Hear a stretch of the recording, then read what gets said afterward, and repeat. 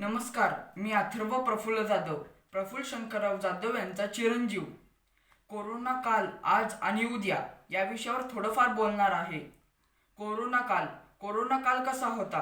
Virus इफेक्टमुळे जन्मलेला हा व्हायरस याने बेसावध असणाऱ्या मनुष्यावर तीव्रपणे आघात केला. मनुष्य बेसावध व मेडिकल सुविधा सुसज्ज नसल्यामुळे रुग्णांमध्ये झपाट्याने वाढ झाली. देशाची आर्थिक व्यवहार बंद करण्याची वेळ आली होती. कोरोना आज शस्त्र मिळाले, वॅक्सिन, सॅनिटायझर आणि मास्क नावाची. मेडिकल यंत्रणा सुसज्ज झाली, योग्य ते ट्रीटमेंट होते. कोरोनाला आपण योग्य ते उत्तर देऊ शकतो. भीती कमी झाली. कोरोना उद्या हा फक्त एक सर्दी खोकल्यासारखा आजार राहील. डॉक्टरही नेहमीप्रमाणे याच्यावर उपचार करतील.